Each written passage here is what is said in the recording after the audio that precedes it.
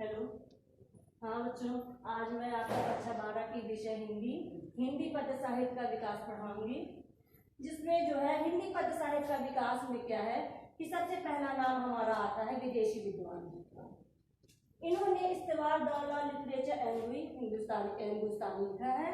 इनका नाम है गारसा दत्तासी।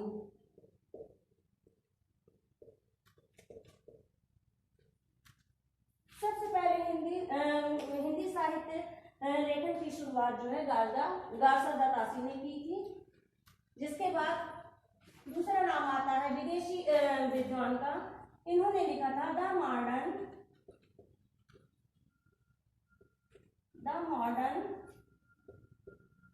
वर्नाक्यूलर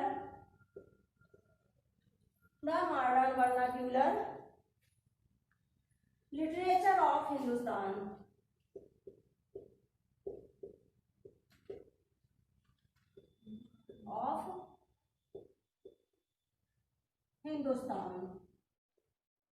इनका नाम है जॉर्ज गियर्सन।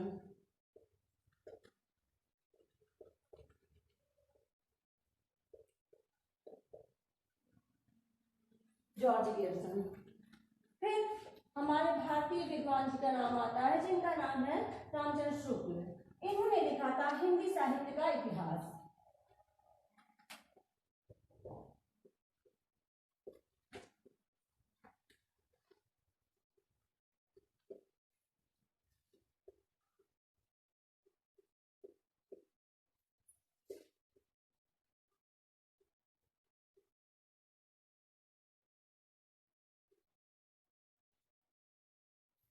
देखो बच्चों, पहले जो है हिंदी साहित्य इतिहास लेखन की परंपरा की शुरुआत जो है विदेशी विद्वानों ने की थी। फिर हमारे भारतीय विद्वान सबसे पहले जिनका नाम आता है आचार्य रामचंद्र शुक्ल जी। फिर इनके बाद हजारी प्रसाद द्विवेदी जी ने लिखा जो था हिंदी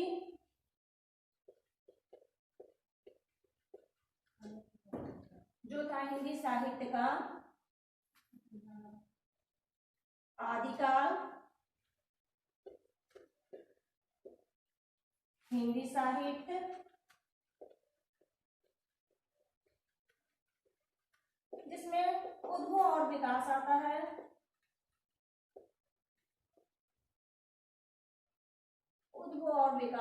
है। इन्होंने फिर तीसरा हिंदी साहित्य भी लिखा था जो था हिंदी साहित्य का विकास। हिंदी साहित्य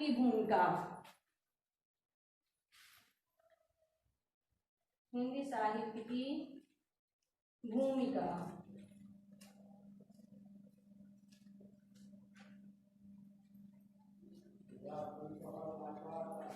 फिर इनके बाद नाम आता है मिश्र बंधुओं का। मिश्र बंधुओं ने लिखा था मिश्र बंधु विनोद।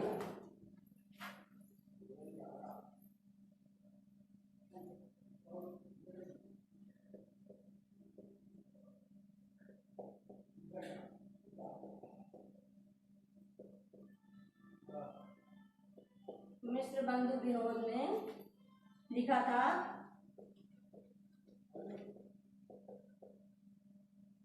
मिश्र बंधु। फिर इसके बाद नाम आता है राम कुमार वर्मा जी का। डॉक्टर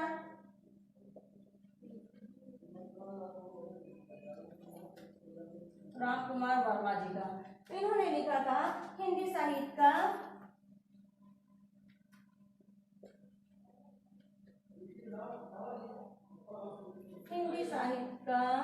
आलोचनात्मक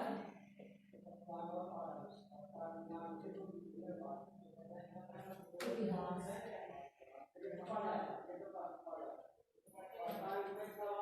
देखिए बच्चे, जो आपके पाठ्यक्रम में है वही मैं बता रही हूँ मेन में। फिर जो है इनके बाद नाम आता है गणपति चंद्र का।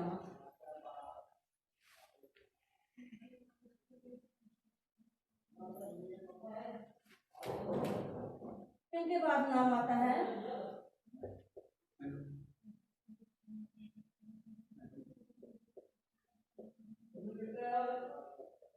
गणपति चंद्र गुप्त जी का। इन्होंने लिखा था हिंदी साहित्य का वैज्ञानिक इतिहास।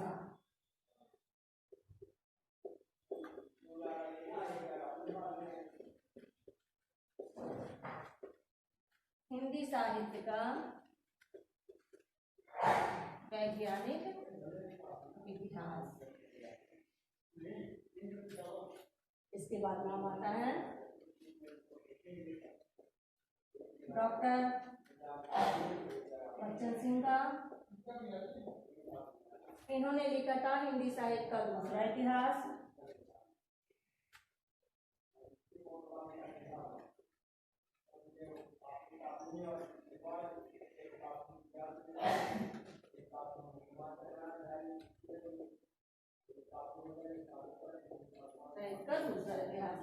तो देखा आप लोगों ने कि सबसे पहले हिंदी साहित्य का इतिहास आचार्य रामचंद्र शुक्ल जी ने लिखा। फिर आता है हमारे हजारी प्रसाद द्विवेदी आते हैं, इन्होंने हिंदी साहित्य का आदिकाल और हिंदी साहित्य की भूमिका लिखी। फिर आते थे हमारे डॉक्टर रामकुमार वर्मा, जिन्होंने हिंदी साहित्य का आलोचनात्मक इतिहास लिखा। फिर गणपति चंद्र गुप्त आए, इन्होंने हिंदी साहित्य का वैज्ञानिक इतिहास लिखा। फिर इनके बाद डॉक्टर बच्चन सिंह आए, इन्होंने हिंदी साहित्य का दूसरा इतिहास लिखा। पहला हिंदी साहित्य का इतिहास रामचंद्र शुक्ल जी।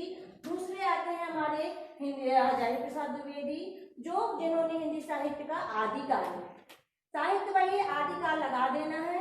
फिर रामकुमार वर्मा जी ने हिंदी साहित्य का आलोचनात्मक इतिहास लिखा, आलोचनात्मक लगा देना है। फिर गणपति चंद्र गुप्त हिंदी साहित्य का वैज्ञानिक इतिहास बताना है। फिर बच्चन सिंह ने हिंदी साहित्य का दूसरा इतिहास लिखा। ये तो हो गई हमारी इतिहास, हिंदी साहित्य इतिहास लेखन की परंपरा जिन्होंने लिखा है। फिर हम आते हैं, बात करते हैं काल विभाजन की।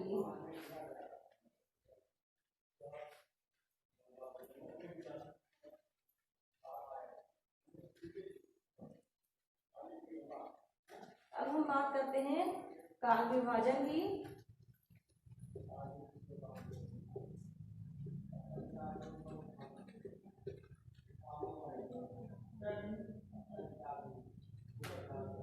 सबसे पहले हमारा काल आता है आदिकाल,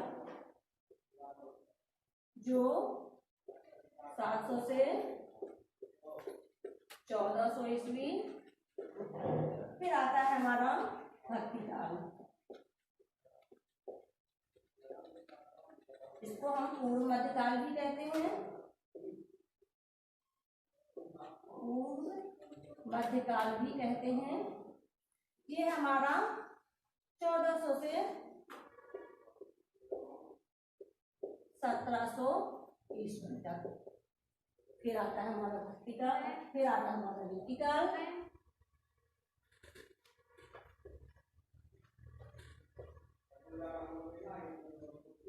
इसको हम कहेंगे उत्तर मध्यकाल,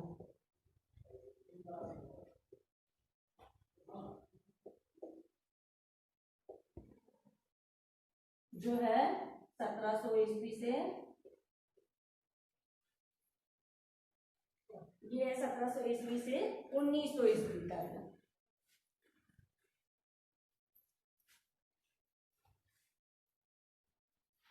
सॉरी 1700 से 1850 ईस्वी तक। फिर आता है हमारा आधुनिक काल,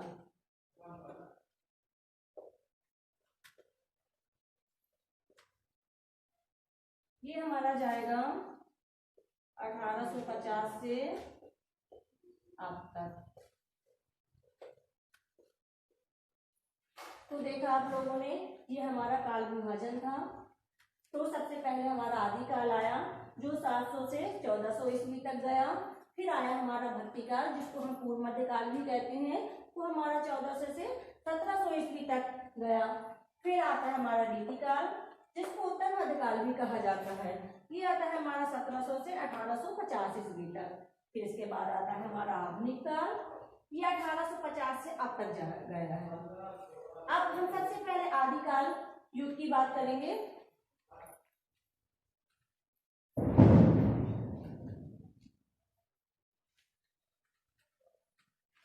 अब हम आदिकाल के बारे में जानेंगे कि आदिकाल जो है ये भी 3 भागों में, 3 संप्रदायों में बटा हुआ था। आदिकाल 3 संप्रदायों में बटा हुआ था। कौन कौन सा? पहले आता है हमारा सिद्ध संप्रदाय,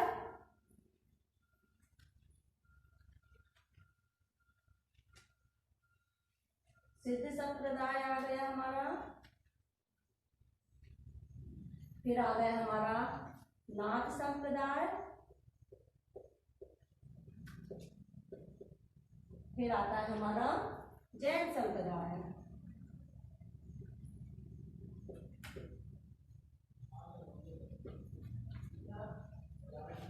देखिए इसके जो है प्रमुख कवियों के नाम भी कभी कभी पूछ लेता है। तो सबसे पहले सिद्ध संप्रदाय में हमारा नाम आता है कवियों में सरहप्पा जी का, सरहप्पा जी का नाम आता है। और नाथ संप्रदाय में जो है गोरखनाथ जी का नाम आता है। फिर जैन संप्रदाय में जो है स्वयंभू जी का नाम आ जाता है। देखिए सिद्ध संप्रदाय, नाथ संप्रदाय, जैन संप्रदाय, इसमें आपके कवियों के नाम पूछेगा। तो सबसे प्रमुख कवि सरहप्पा जी हैं, नाथ संप्रदाय में गोरखनाथ जी हैं और जैन संप्रदाय में स्वयंभू जी हैं इनके प्रमुख कवि। ये तो हमने जान लिया आदिकाल के बारे में। अब हम ये जानेंगे आदिकाल के नामकरण।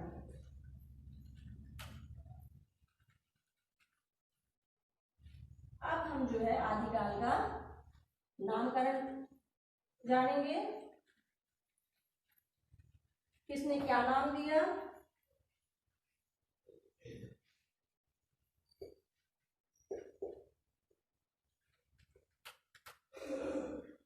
सबसे पहला नाम आता है आदिकाल, आप लोग देख ही रहे हैं। तो आदिकाल नाम दिया है हजारी प्रसाद द्विवेदी जी ने।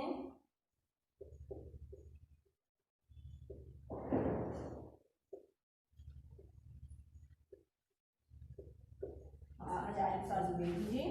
फिर आता है हमारा वीरगाथा काल, इसको वीरगाथा काल भी कहते हैं।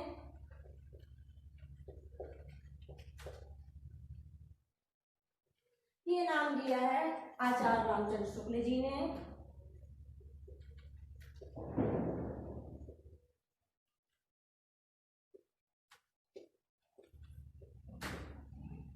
आचार्य रामचंद्र शुक्ल जी ने।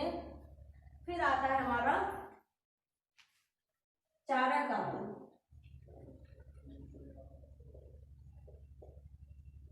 ये नामकरण किया है जॉर्ज गियर्सन ने, विदेशी विद्वान जॉर्ज गियर्सन। फिर आता है हमारा वीरकाल, वीरकाल नाम दिया है विश्वनाथ प्रसाद जी ने। फिर आता है हमारा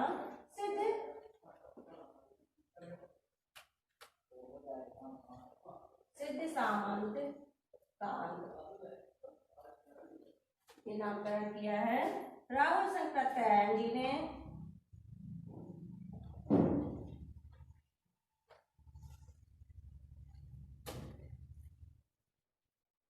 फिर आता है हमारा जो है बीजोपन काल,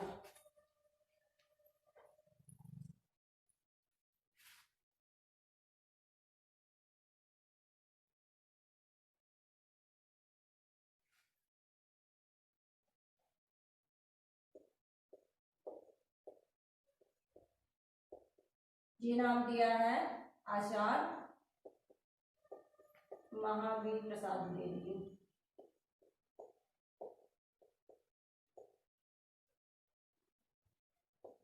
द्विवेदी जी ने। ये तो हो गए हमारे नामकरण। आप लोगों ने जाना हिंदी साहित्य इतिहास के बारे में, और इसके बाद में जाना आप लोगों ने आदिकाल। आदिकाल कितने संप्रदायों में बटा था? 3 संप्रदायों में। आदिकाल के नामकरण के बारे में भी जाना आप लोगों ने। अब आता है हमारा भक्ति काल।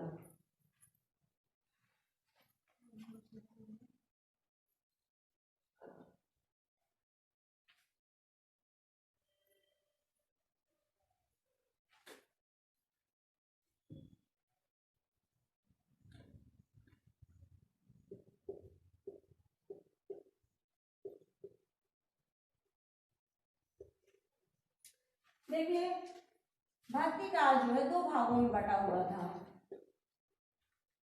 दो भाग कौन कौन से थे? पहला था निर्गुण,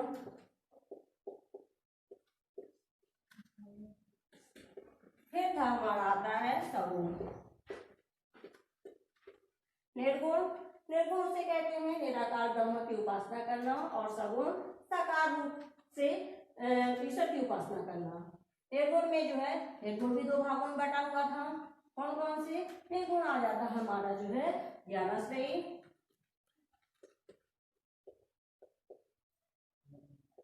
और प्रेमाश्रयी।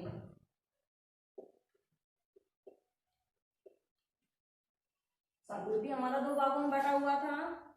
कौन कौन सा? इसमें आ जाता है हमारा राम काव्य, दूसरा है हमारा कृष्ण काव्य।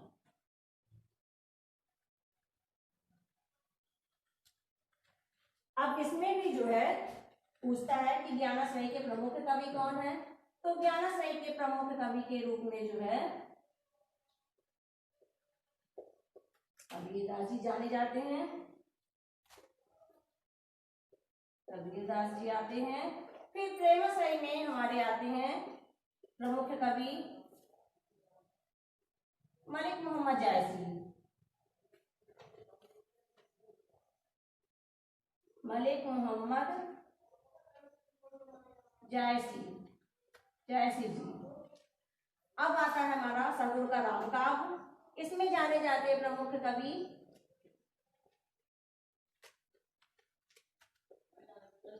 तुलसीदास जी। फिर आता है हमारा कृष्ण काव्य। इसके प्रमुख कवि जो हैं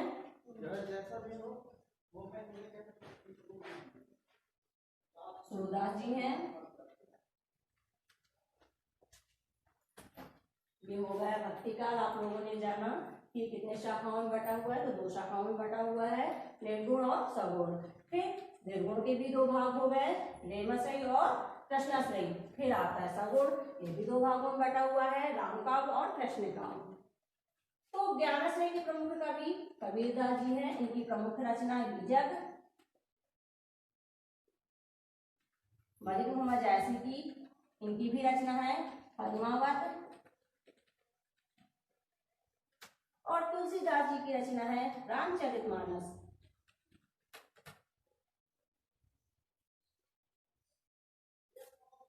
सूरदास जी की रचना आती है सूरसागर।